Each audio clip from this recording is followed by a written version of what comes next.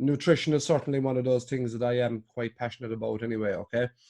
Today's presentation isn't necessarily getting into the nuts and bolts of macros or counting calories or anything like that. This is what I would regard as nutrition 101. And I think that fundamentally, this is the most important place to start. And as the weeks go on, we will hone this up based on your own requirements, whether your goal is to build some mass, whether your goal is to lean up a small bit. But fundamentally, our goal should be health, and our goal should be longevity, and our goal should be that we're looking to have the highest state of physical existence that we possibly can have. And in order to do that, then I think that this is the foundation that's required. And I think that we miss this because in the quest to look for body composition goals or performance goals, very much a lot of the time, health gets put on the back burner, and it kind of gets underneath my skin quite a bit, because you can be ripped and have a six-pack and you can be grossly unhealthy, or you can be a high performance athlete and you can be grossly unhealthy. As a matter of fact, if you're performing at a high level, overreaching in season, if you're an athlete, the chances are you're in a very unhealthy state at that point anyway, because there is nothing about sports performance that holds hands with longevity. It comes at a cost of longevity. So I think that this foundational chat might just, open your eyes a small bit around the way I'm kind of thinking around this anyway, all right? Now, like always, right, these are my views, okay? You absorb what's useful and you discard what's not. I'm not going to be dogmatic with my approach on this. I don't like to push my views into people's face.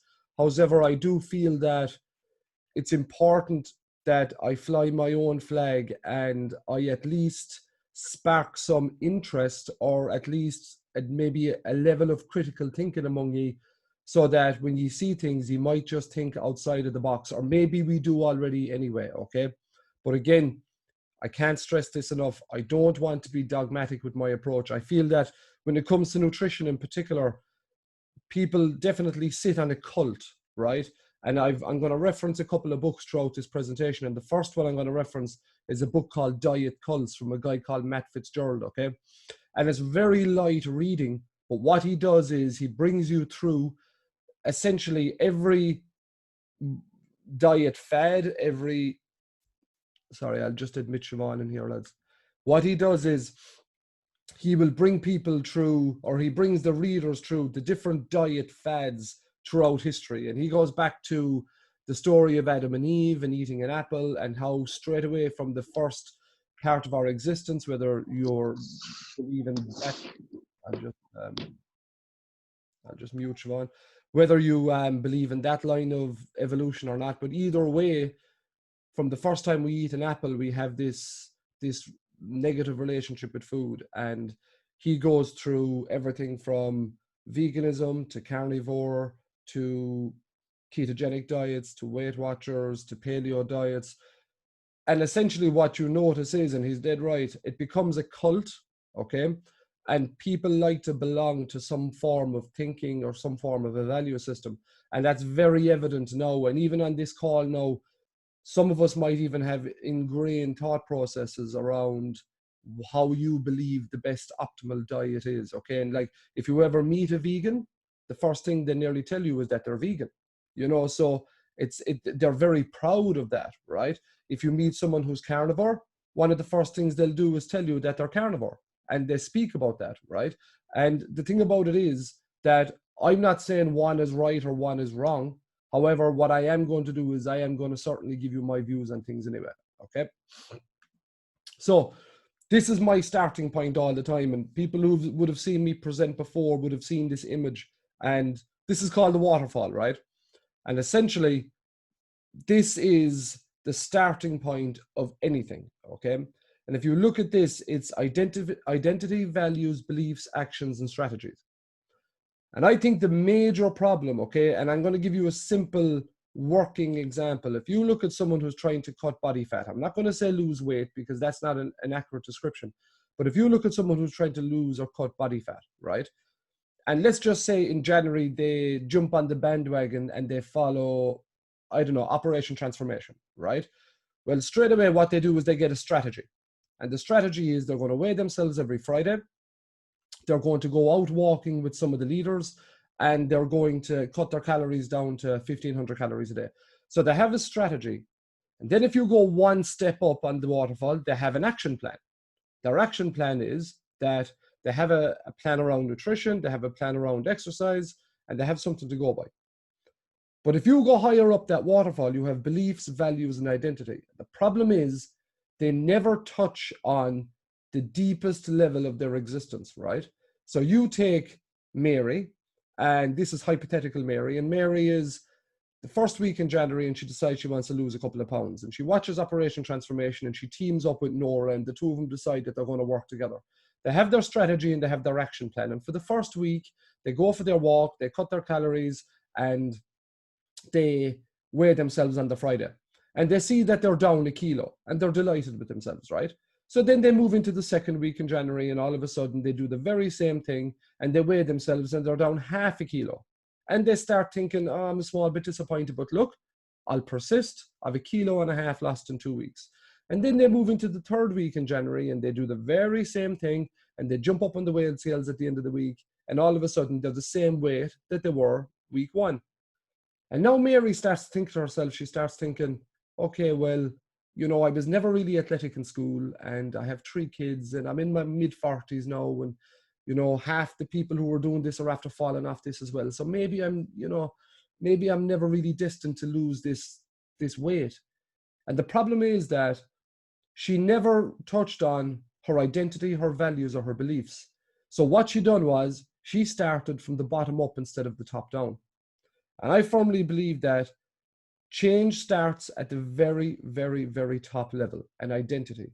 And your self-image is a cybernetic instrument. And there was a book written back in the 70s called Psycho-Cybernetics.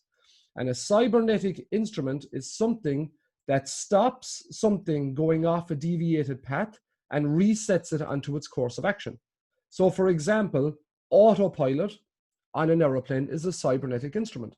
So if an aeroplane takes off from Shannon and its final destination is Paris, well, once the plane has taken off, the pilot hits autopilot and he could sit down with all the passengers in the back if he wanted to, because the plane is on a cybernetic instrument and it's set to hit a destined path.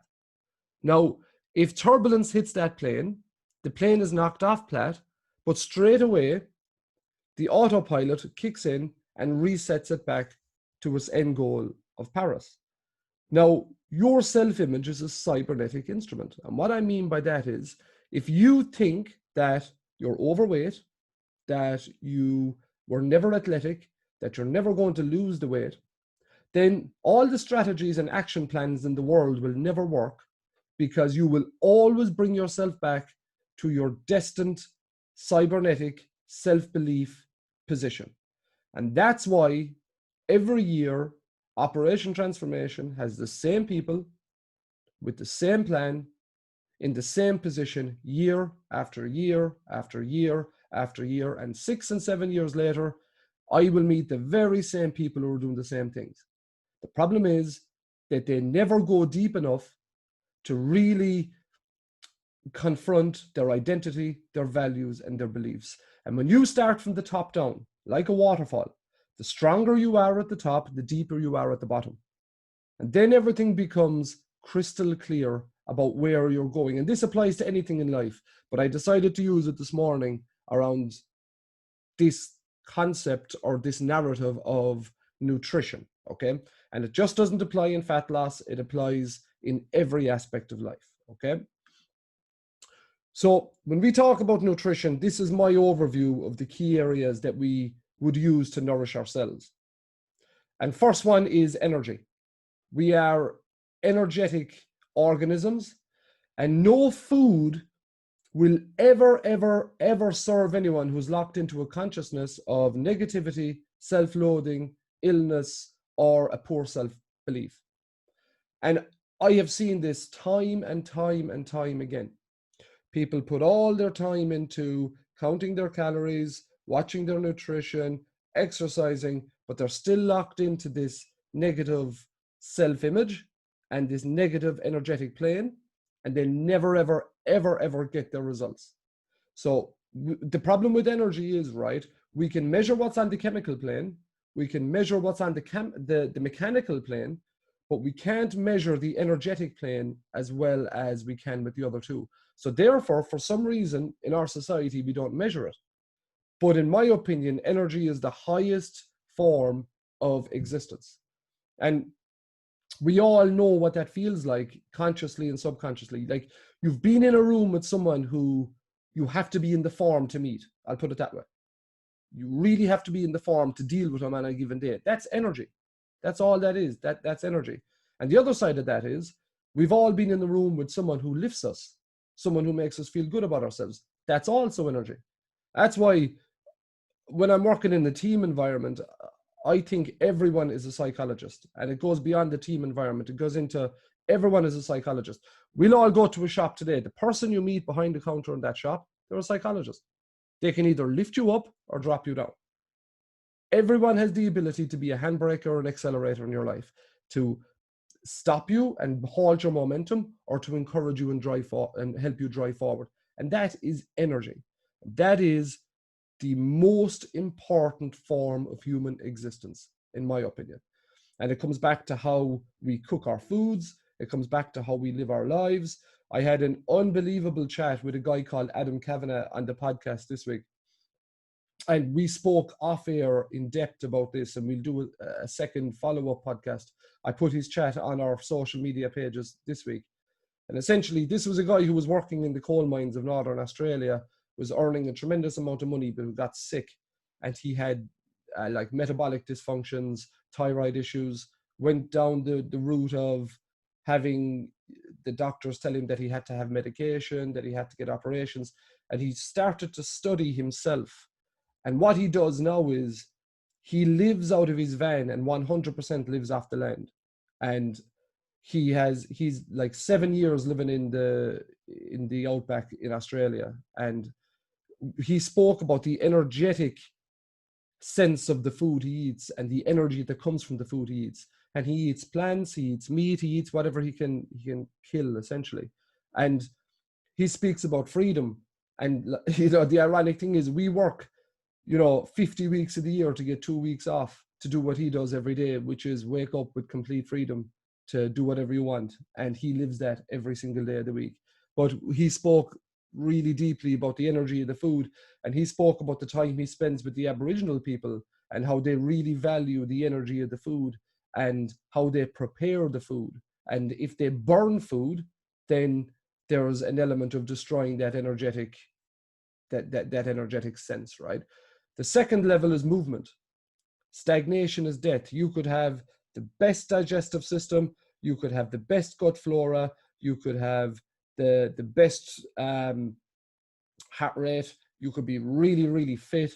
But if you're sitting or stagnant for 20 hours of the day, then that's not really serving you, because every capillary is just, every cell is just a hair's breadth away from a capillary that needs to be nourished, okay? And the only way you're going to get that nourishment and get your blood to the cells is by movement. And this is why everything is interlocked, and it's not as simple as calories.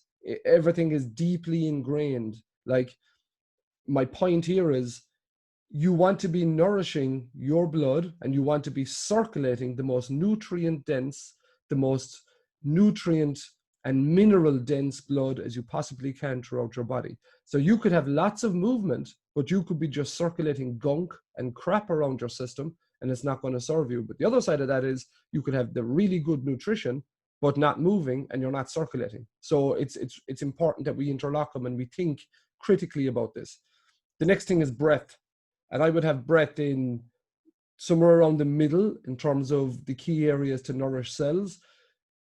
If you haven't, or if you're not sure on this, or you haven't looked into this, again, I'll share up my conversation with Patrick McKeown on the pages. Phenomenal thinker, Irishman. He runs the Potato Clinic, wrote the book, The Oxygen Advantage. Really deep thinker. breath is possibly the most overlooked, undervalued, under-researched. Not that we should have to research it, because this has been passed through millennia from civilization to civilization. The importance of breath work. I'm going back to the yogis. I'm going back to Shaolin monks. I'm going back to meditations. You know, it's ironic that nowadays we need to turn on an app to learn how to breathe properly, when our ancestors done this as part of their everyday life. But we've lost what's gotten us here, and that's our problem in modern day society. But we need to optimize breath. So think Wim Hof method, think potato method, and we will do webinars and chats and techniques on this as we go on in the future weeks anyway. Then water. The tap water that we get from our taps, lads, is nothing like the water we evolved drinking. Nothing like it. You know, it's full of chlorine, full of fluoride, highly contaminated and highly treated. So we need to try to get our water from the cleanest sources as we possibly can. We should be trying to get bottled water. We should be avoiding plastics. We should be avoiding plastics that we're letting in the sun. These are things that I just want you to think critically about. Then sun, we evolved underneath the sun. We need the sun to thrive. We need to expose our skin to sun, obviously safely, but we don't avoid sun. It's really important that we get exposed to that vitamin D in our society and in our climate in particular. And the ironic thing is, when all this thing broke about COVID and the hysteria at the start of this, the one thing that was coming up in the research from related viruses was vitamin D, vitamin D, vitamin D, vitamin D, and the importance of vitamin D. And when you think about it, I read lately on, I think I was at Nature or one of those journals, where vitamin D deficiency in our part of the world is one of the highest vitamin deficiencies you can possibly have. And, you know, again, you mightn't even need to get your blood drawn to know that. You know, if your body isn't functioning properly and you don't get enough sun, and the other side of that is if you actually don't eat enough cholesterol, which is kind of the opposite of what we're told as well, because cholesterol and vitamin D are hand in hand, then maybe it might be a suggestion to try to get some. And then lastly, we're looking at food. Okay, so you're made of what you digest and what you circulate. It's as simple as that. That's what you're made from, what you digest and what you circulate.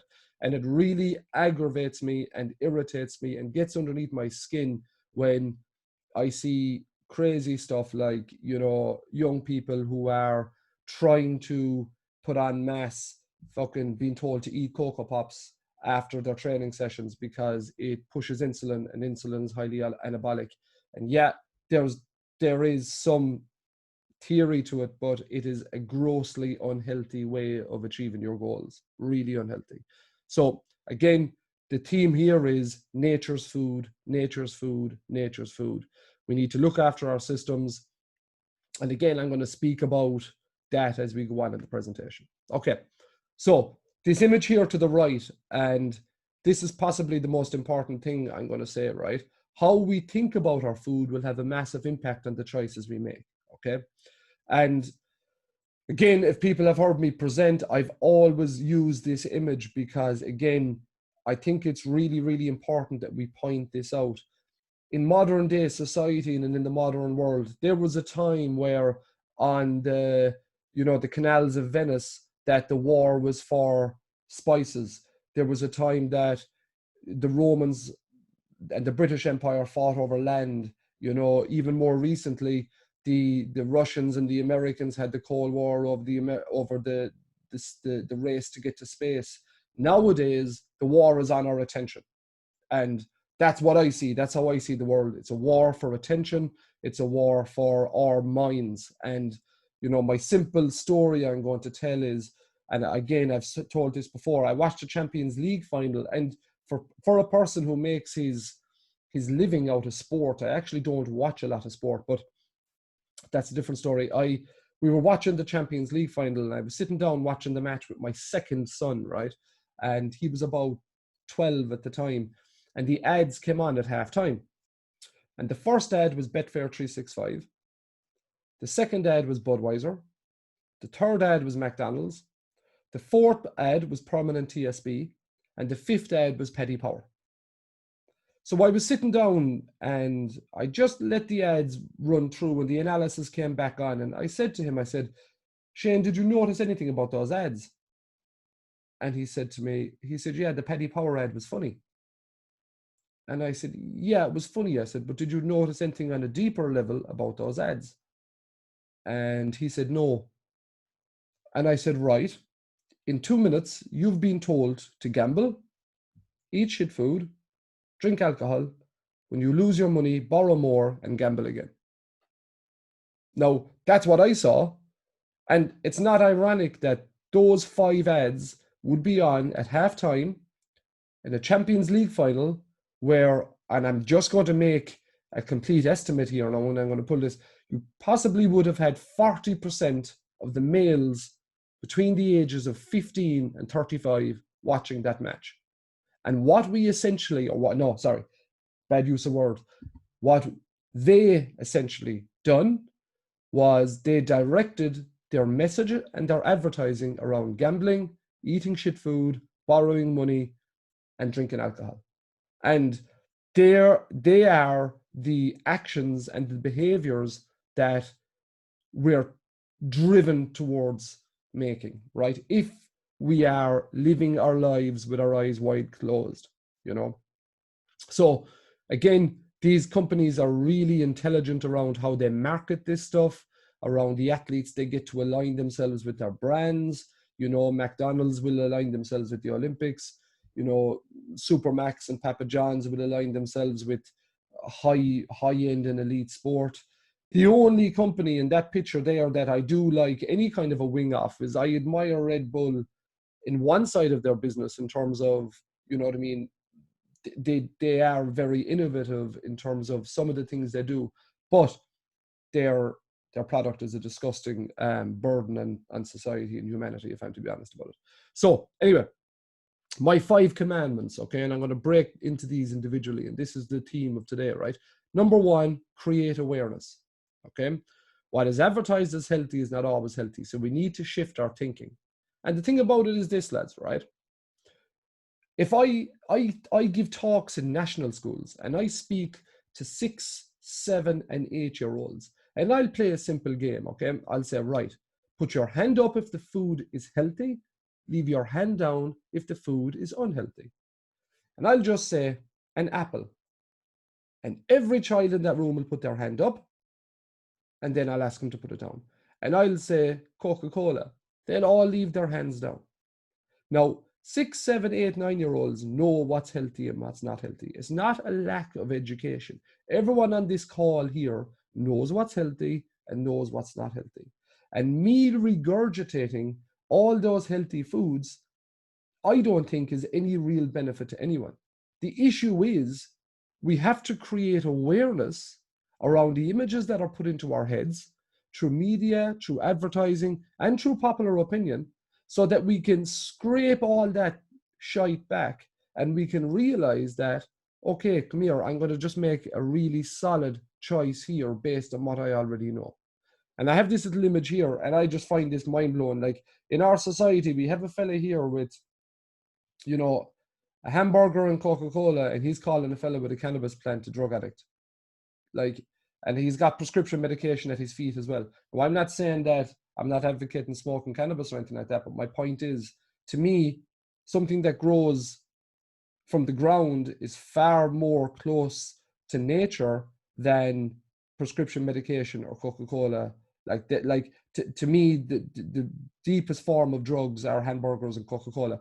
And like, some people do think I'm extreme in my views on this, but lads, trust me, the most extreme diet ever known to humanity is the standard American diet, or the standard Australian diet, what we call the SAD diet. That is the most extreme diet that our species has ever been exposed to, period. Today, simple task: walk up your local street, walk into your local shop, stand back and look around you. People are dying, they're sick, and they're unhealthy. This is why the whole world was on its knees because of this coronavirus issue. because 90% of the population of humanity is sick, dying, and unhealthy. And that is the truth of it. And we say then that that diet isn't extreme. That is the most extreme diet known to man, period. So what we need to do is we need to shift our thinking, and we need to critically think about things. And that's the first commandment. The second commandment is we need to eat real food. It's as simple as that. And my mantra around that is, if you can hunt it, pick it, grow it, fish it, you can eat it. And it's that simple. And if you're looking at a label to see what's in it, then it's not food. There's no label on a potato. There's no label on an apple. There's no label on a steak. There's no label on a head of broccoli. There's only labels on foods that have been denatured, that have been processed. And the problem is this: there is only so much that you can drive down the cost of egg production. There's only so much that you can drive down the cost of beef production, but you can make a lot of protein bars, and you can mass produce lots of rice cakes. And what you can do is you can stick a label on them, and you can make them cheap, and you can buzz an advertising campaign around them, and then you can sell them as being healthy. And what you'll notice, lads, is if it's healthy, then it will never advertise as being healthy. You do not ever walk past a tin of sardines and see a big bloody label on it that says 20 grams of protein. You don't. You never see that. They're just sardines. Now, there is protein in sardines, but it doesn't have to advertise it. But now you can buy protein pizzas, and you can buy protein water. And to me, it just doesn't really make sense, because number one, you're not eating what we evolved to eat, and you're getting 20 grams of protein, but what you're doing is you're getting all these additives, you're getting all these preservatives, getting all these alcohol sugars. And, you know, we live in a society now, lads, where, as I said, we are sick, fat, and dying. And I think that those foods have a big part to play in that. Anyway. So, no denatured foods, and I call them denatured foods, and I'm paraphrasing Western A. Price. And the second book I'm going to just mention is Nutrition and Physical Degeneration by Western A. Price. And it's a phenomenal book. It was one of the first nutritional books I ever read. The Western A. Price Foundation they do unbelievably good work. They have, I'm really lucky in Limerick that they have an affiliated shop called the Urban Co-op. That's part of the Western A. Price Foundation, and they would hold the same value system as I would hold it. A lot of people say to me, well, that food is expensive, but again, it comes down to a values decision. And we'll speak about this as the weeks go on, but to me, there's a hierarchy of what I value in life: my family and their health and my health, then my education, what I put into my mind, and that's about it. So I don't really value clothes, I don't really value cars, I don't really value the new iPhone, I don't really value a new fucking belt buckle or any of that. It makes no odds to me. At the end of the day, the things that are of real true value in life are the things you can't buy. You can't buy health, you can't buy love, you can't buy trust, you can't buy empathy, you can't buy a PhD, you can't buy an All-Ireland medal, you know, you can't buy health. And for some reason, I don't know why we have it so skewed, or at least this is how I see the world anyway. We reinvest in the things that have no value, and we don't really invest in things that have value. Like, I know lots of people who will spend, I don't know what it is it 12 euros for 20 cigarettes now? And people don't bat an eyelid. You know, people spend, I don't know what it is, I don't use it, but I'd imagine it's 40, 50 euros for a gram of cocaine, you know, gambling, you know, prostitution, blah, blah, blah. These are all what a tremendous part of society are spending their disposable income on. And then they scratch their heads when, you know what I mean, a 5 kg bag of real potatoes are 9 euros. You know, it just, again, it just is a polar opposite of my way of thinking anyway, okay? So I'm using that denatured foods term from Western A Price. But again, you know, what we're looking for is we want to eliminate refined sugar. We want to eliminate high fructose corn syrup, which is in every processed food. White flour, which makes up, which did make up the basis of the food pyramid. And I won't get pulled off here on another tangent, but the food pyramid is flawed, lads. It's now been proven to be flawed. Heinz Enzel was the guy who initially came up with he hypothesized that fat was causing coronary heart disease, and he cherry picked his information to suit his hypothesis. And essentially, big lobbyists got in behind that, and the base of the food pyramid was carbohydrates and grains and so forth. That now has been debunked, okay?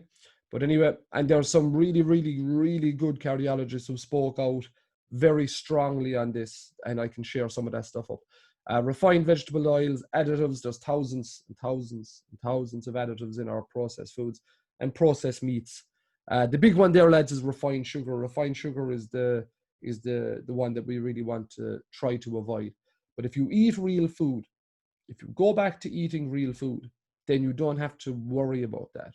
And again, as I said, irrespective of what your goal is, if your goal is to get stronger, if your goal is to cut body fat, if your goal is to lean up, if your goal is to be healthy, real food and eating real food has to underpin whatever strategy you have, whatever it is. If your goal is to cut body fat and you're drinking Slim Fast or any of these kind of shakes, or if you're drinking fucking 100 grams of protein out of protein shakes, it's flawed. You're going to destroy your gut flora. You're going to destroy your gut health. You're going to weaken your immune system. You're going to absolutely destroy your metabolism. And it doesn't work, lads. It doesn't work. When it comes to supplements, and I say this to all the players I work with, if it's illegal, it works. And that's it. You know, that's just the bottom line. Anabolic steroids work. That's why they're illegal. Okay? They work. I'm not saying use them. Obviously, you would never go near or go down that line, and you don't play that game. But my point is, if there was a magic bullet, or if there was a magic tablet, or if there was a simple solution to this stuff, then trust me, everyone would know about it. It comes back to eating real food. Then number 3 is to do no harm. What I mean by doing no harm is, number 1, we want to avoid food allergens. So once a year, I fast quite frequently, and this is just me and where I am. But at the start of this coronavirus, I done a 30-day gut healing protocol. So I worked with a really intelligent lady called Dr. Fionnuala McHale. I don't know if anyone has heard of her, but she's a functional doctor based in Dublin. She's quite active on Instagram, so if you want to check her out on Instagram. And I kind of have a theory that unless your doctor has a better body composition than you have, then I wouldn't really be taking much advice from my doctor. Now, that's just my theory.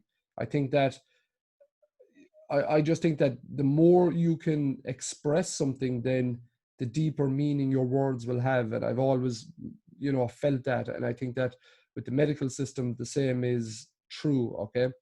But I done a 30-day gut healing protocol where I eliminated quite a bit of food. And I'll do that maybe once a year, because it's not conducive to life. It's quite intense. You're fasting for long periods of the day. You are taking quite a few like probiotic, grapefruit extracts, kind of, products. And it's tough because you're low in energy and you're groggy. But I saw the COVID as a really good opportunity to do that. And it was phenomenal. You know what I mean? I felt like 5 days into it, I felt like a new person, to be honest about it. And once you remove foods and you reintroduce them back into your diet, you start to realize that some of these foods don't agree with you. And you don't have to have your blood drawn to realize that. If you're bloated, if you have joint pain, if you have joint stiffness, if you have constipation, if you have diarrhea, if you have lots of wind, all these kind of things are really indicate that there is some form of an allergen, or there is some form of toxification within the system, right? Now, I won't get too deep on this today, but what we're looking for here is the acronym THIRD. So transportation, urination, deformation, and respiration. They're the 4 ways that we detoxify the body. So we should be going to the toilet at the same time every day. That should be consistent every single day, okay? We should be sweating to some point every day. We should be breathing consciously to some point every day. And we should be drinking lots of water, because there's an old saying that the best solution for pollution is dilution. So if you drink lots of water, it's really, really important. And we're going back to the quality of that water as well, right? So if you eat something and straight away you feel bloated after eating that, then my suggestion to you would be to eliminate that food group from your diet for 30 days and make a log and see how you feel after it, okay? So it might be, for some people it's dairy, for some people it's gluten, for some people it can be chocolate, it can be whatever. But generally speaking, when you're working from a level of awareness, you'll start to see these things. The other thing that I think is important to point out here is personal hygiene products, what we clean ourselves with.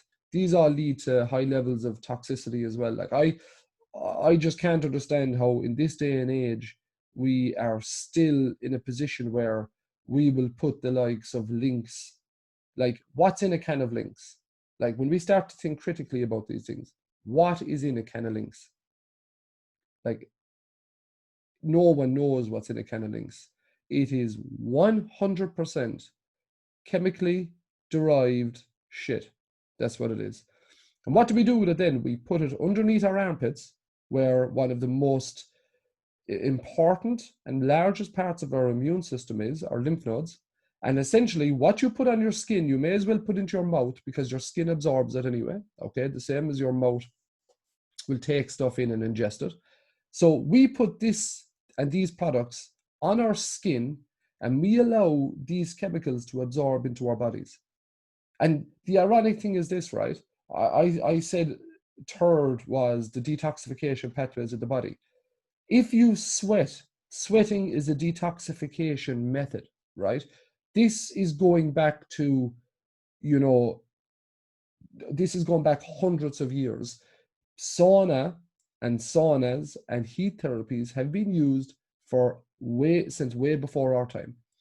Then if we have someone who's highly toxic, they're going to sweat a lot, right? So that's why if you're really, really overweight, an overweight person will sweat quite a bit, right? But what do? We give them antiperspirants. So what we actually do is we block up the pathways that our body has to actually get this shit out of our systems, because we think that we are so smart. We think that we can outthink Mother Nature. But lads, as we have learned, and especially in the last 12 weeks, Mother Nature rules with an iron fist. And if we feel that we can outsmart Mother Nature, then we will essentially be on our knees begging for mercy, because we won't. So if your system is clean, you're not going to smell anyway, okay? Your BO won't be bad, for the want of a better word, okay? So you want to avoid using those chemicals as much as we can. And the next thing is pharmaceutical drugs. Like one of the best books, I have it up here somewhere, I'll share it up with the group. One of the best books I have there was from an Irish doctor, John McKenna, and Antibiotics, Are They Killing Us or Curing Us?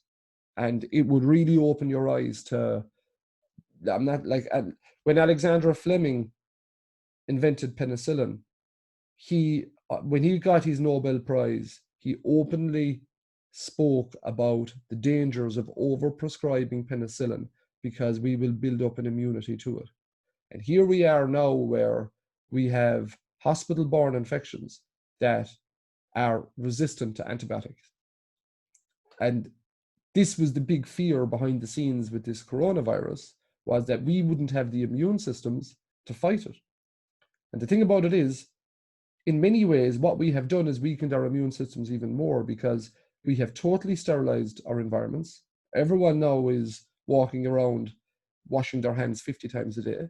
We are not really in the environment where we're meeting people, which means that we're not getting a variation of interactions, which is really important, because to build a strong immune system, you need exposure.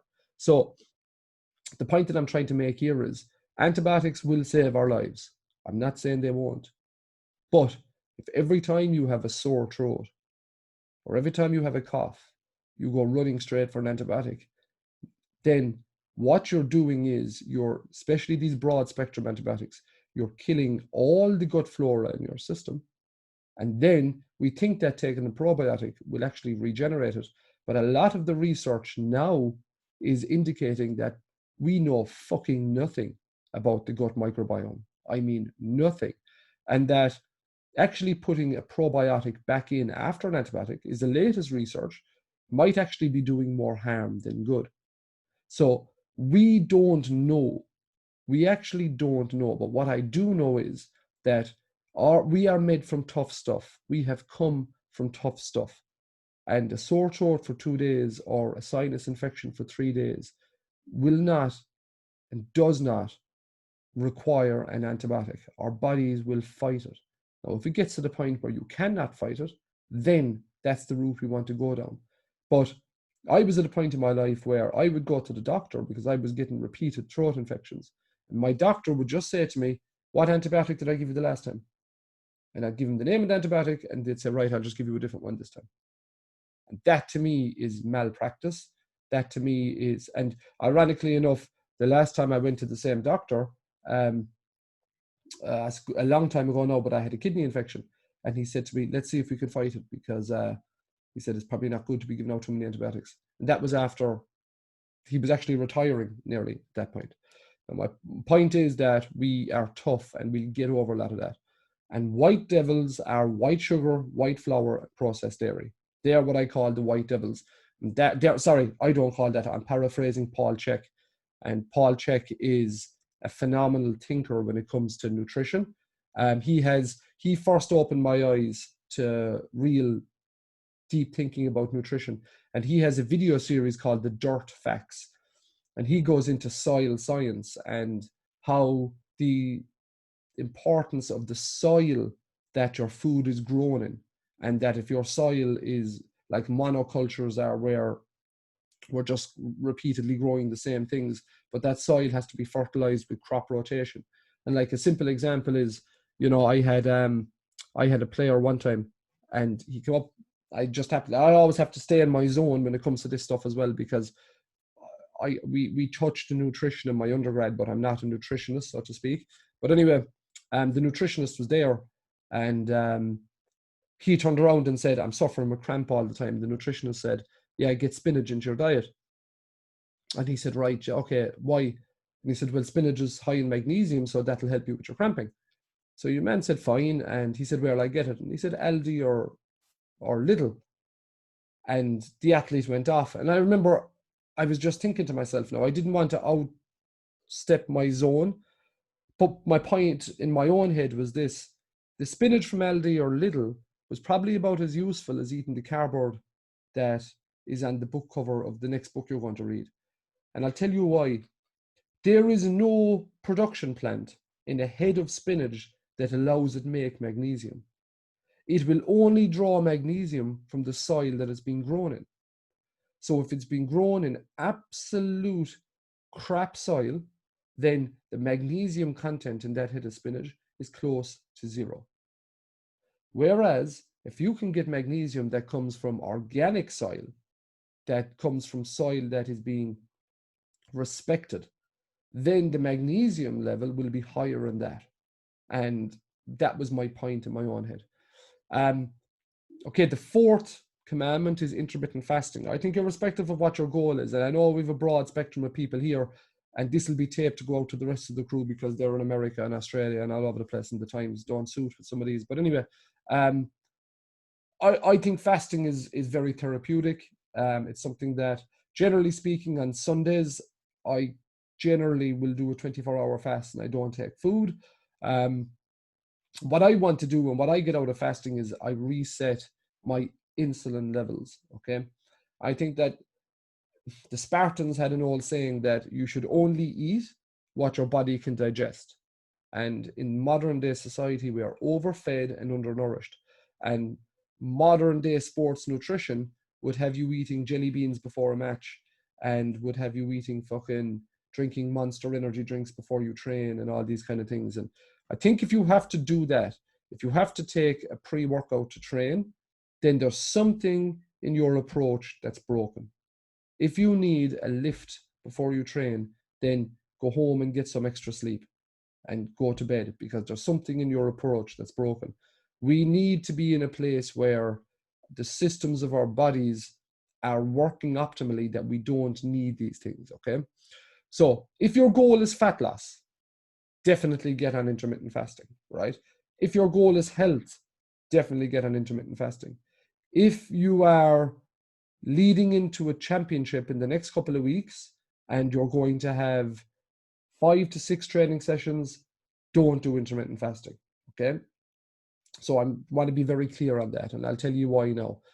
Intermittent fasting means that you eat essentially for 8 hours in the day and that you fast for 16 hours in the day.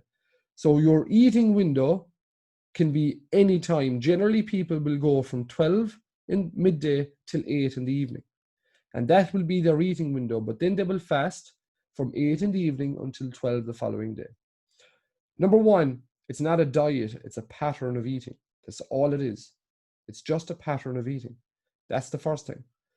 Number two, what it means is that your body doesn't have to consistently process food.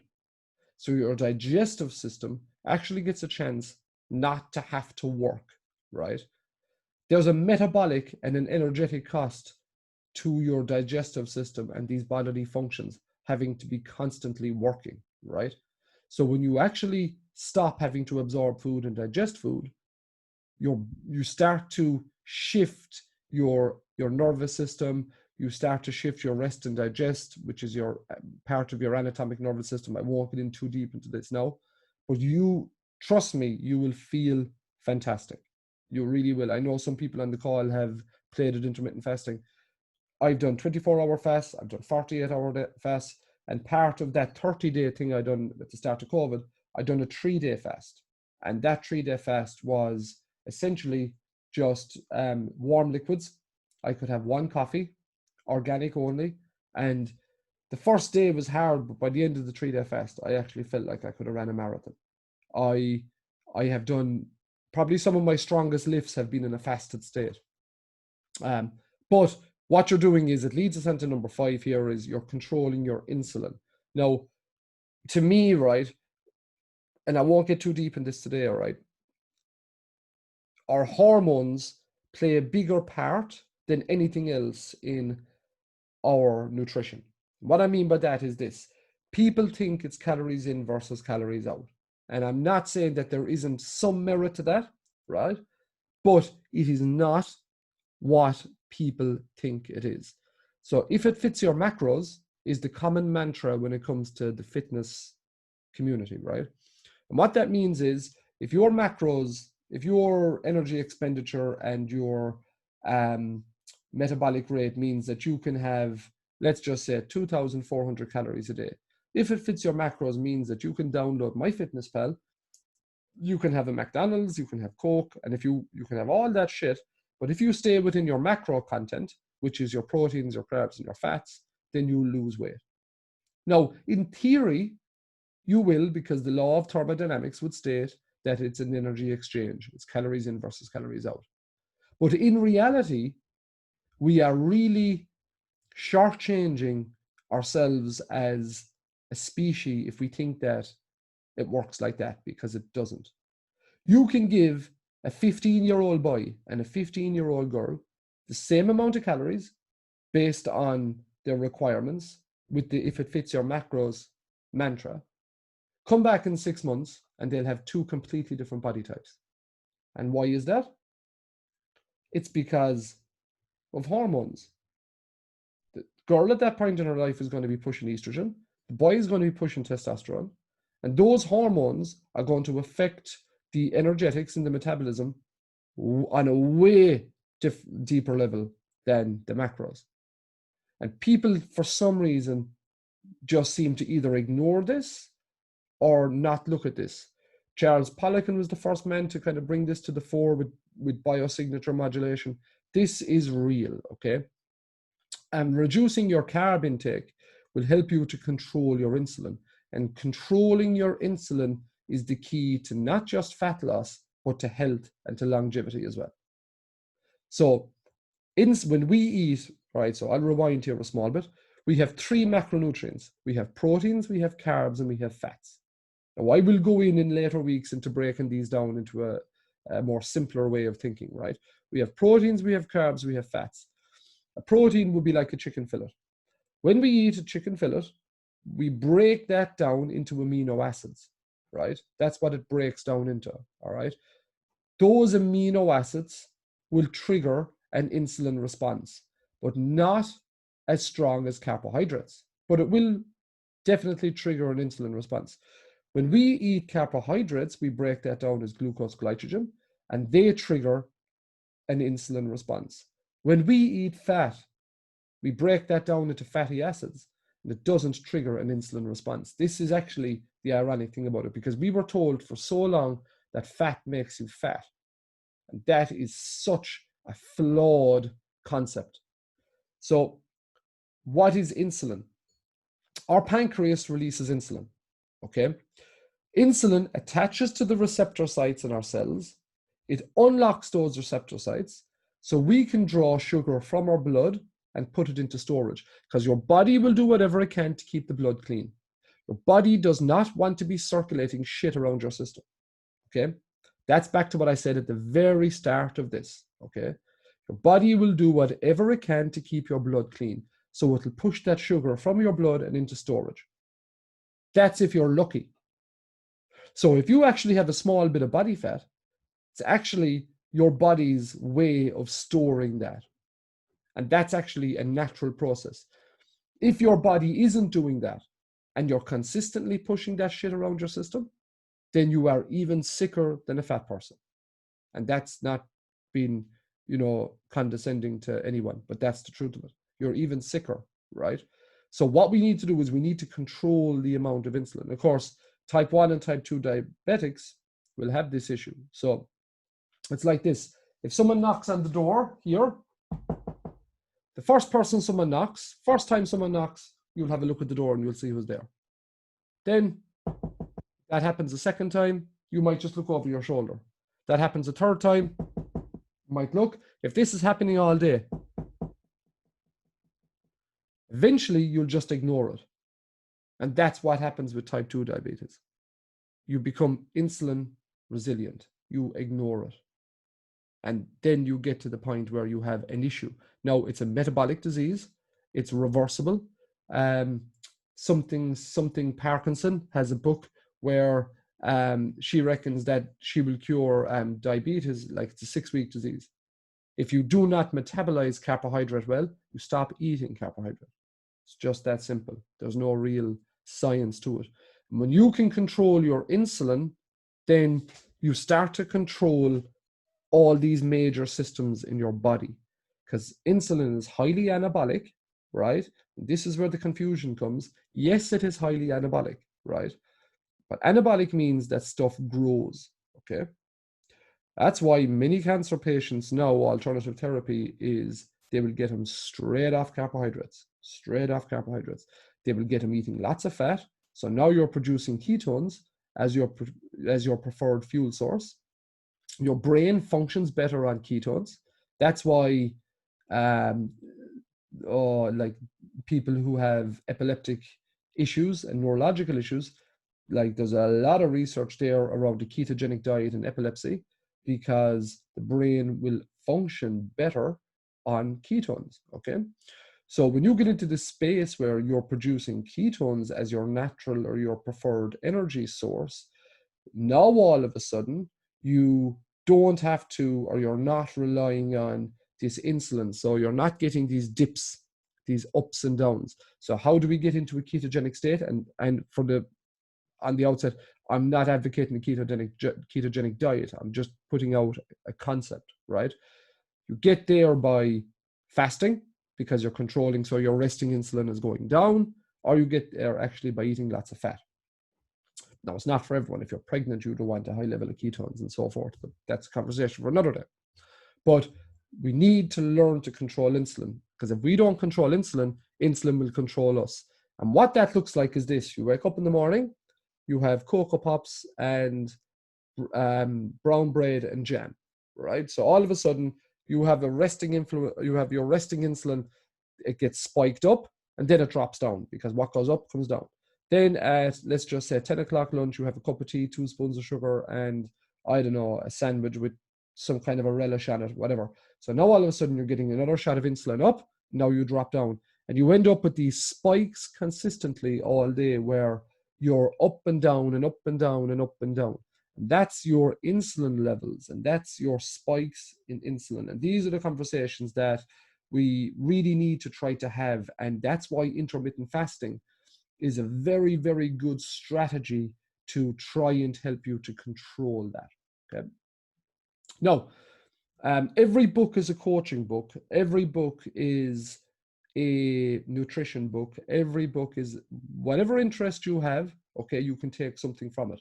This time last year, I was traveling over to England, and I was in England for a month. I was in London for a month, and anyway, I was traveling out, and I bought a book. Okay, I went over in the ferry, and I just picked it up, and it was called, nothing to do with coaching, nothing to do with health and fitness. It was called 101 Things I Learned in Architecture School, right? I just picked it up. I said, I'll have a read of it. And I pulled this from it. It was phenomenal, right? And I've applied this to many aspects of my life, right? Ever since. So it's a frequency and effect matrix. The thing about an architect is, pattern recognition is really important for architects, okay? And there's this concept, it was a whole chapter in the book, it's called informed simplicity, okay? And that's something that I always try to go back to. Like when we look at Einstein's 5 levels of genius, right? You know, I can't rattle them off the top of my head now, but I think it's something along the lines of smart, bright, intelligent, genius, and the last and the highest level is simple. That's what it is. It's simple. And if you can simplify things to the point where people can use them, then you're making an impact, right? And my point with this chat today was, when it comes to nutrition, if you can hunt it, pick it, grow it, fish it, you can eat it. I'll say that again. It cannot be any simpler, irrespective of what your goals are, whether your goal is to lose weight or fat, or to put on muscle mass, to maintain, whatever it is. If you can hunt it, pick it, grow it, fish it, you can eat it. Now, the next level up, if you can hunt it where it's coming from the wild, if you can grow it in the most nutrient dense soil as you possibly can, if you can fish it, or if it's fished from clear natural waters, not pulled out of a farm, okay? So now we're looking at going organic with our food. Hunt, pick, grow it, fish it. Then next level up, organically hunt, pick, grow, fish. And if you're at those 2 simple levels, lads, you are 90% of the way to having a really good nutritional strategy. Forget about veganism, forget about carnivore, forget about bloody paleo, forget about caveman, forget about all them. You can be a vegan, but you could be eating more chemicals than you are anything else. You could be on a carnivore diet, and you could be eating the most disgustingly rare meat that is out there. Fundamentally, this should underpin everything. And then, if you're aware and be consciously live your life and be aware of the images that are being thrown out around you, then you're 90% of the way to getting there. And this frequency and effect model, you can apply it to everything. Think of it this way, right? there are people in your life that you will meet quite regularly. So the frequency here, okay, on this y-axis is quite high, but the effect down there on the x-axis is minimal. So they're in this bottom left quadrant. You meet them a lot, but the effect is minimal. So think of, someone that you might talk to every day, but they're just talking about people and there's no real depth of intellect to the conversation. It's just chit chat, fucking popular culture or whatever it is. Then there are people that you meet very, very, very infrequently, but the effect is really, really high. So someone that you might only speak to once a month, but every single time you speak to that person, you're thinking differently. You have a different outlook on something. You're critically looking at the world, or you're critically looking at things, and you're starting to form different ideas and form different levels of consciousness around different things. Then your food is quite the same. To me, I'm not saying that I will never have a piece of chocolate. Of course I will. I'm not saying I'll never have a glass of wine. Of course I will. Chocolate I'll have will be organic. The wine I'll drink will be organic. That's a given. That is a given in my world anyway. But generally speaking, the high frequency of what I eat will be quite good. And like we'll speak about what that food actually looks like in the coming weeks, right? But that's a really, really, really good model to try to implement in different areas of your life. And I just thought it was pretty apt when it came to the conversation, right?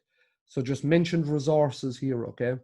The Dirt Facts, Paul Check, definitely look at that. Look at his YouTube series, really interesting.